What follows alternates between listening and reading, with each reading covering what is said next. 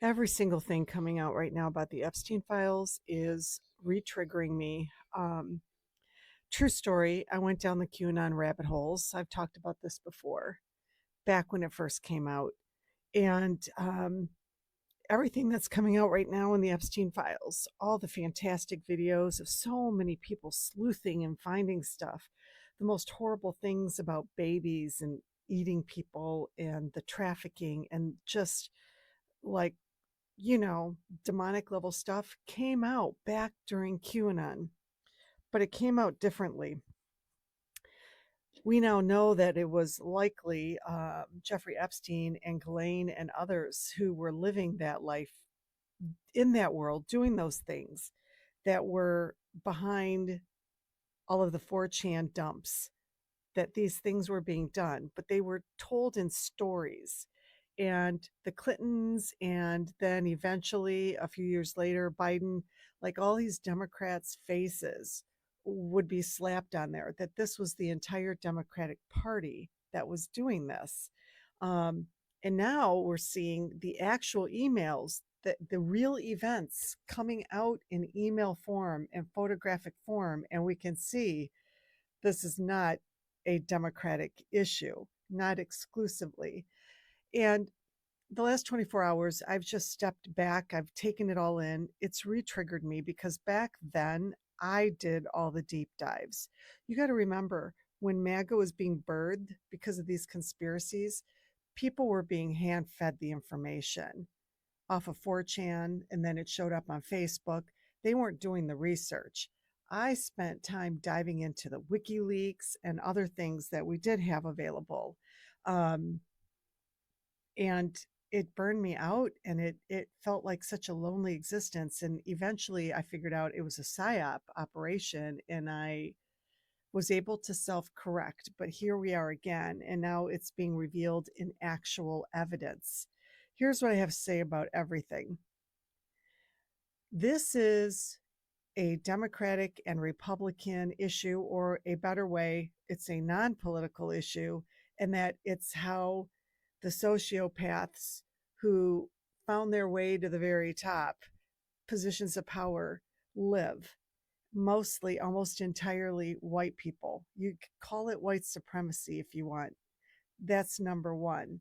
Number two, it involves Jeffrey Epstein and Ghislaine Maxwell literally being utilized, paid for, funded, protected by other countries who wanted to extort from our American politicians, wanted all kinds of things to benefit them.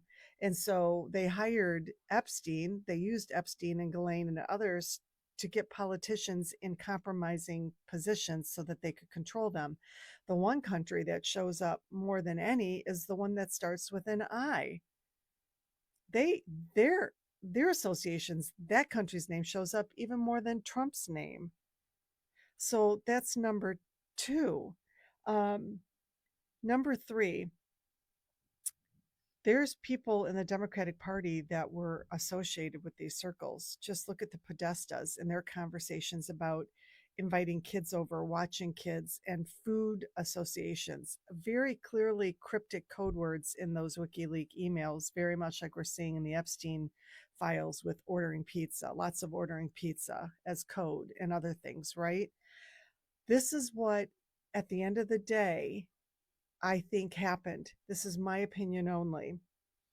I think that these countries controlled both the Democratic Party and the Republican Party, especially the Republican Party, 100%. But within the Democratic Party, the lens, the glasses started to come off. You had people like Bernie Sanders creating the progressive arm that was talking about the influence of these other countries and the wealthy, the one percenters, and you name it. And I think that when it was finally Hillary Clinton against Donald Trump, they chose to throw everything behind Donald Trump and get him elected because he was the most easiest to blackmail. They had the most information on him. I think that they helped with getting Hillary Clinton across the finish line and creating hit pieces against Bernie. But to this very day now, you've got the progressive faction of the Democratic Party that's wide awake to these things. And so these countries are going to be more apt to continue supporting the Republican Party because Republicans haven't woken up and don't want to wake up to any of this. Um, yeah. And again, at the end of the day, this is why we need to elect progressives who only take money, don't take any special interest money or corporate money, because they're the least likely to be put in a situation where they have to do the bidding of other countries. It's our best hope. Um, so yeah, there you go.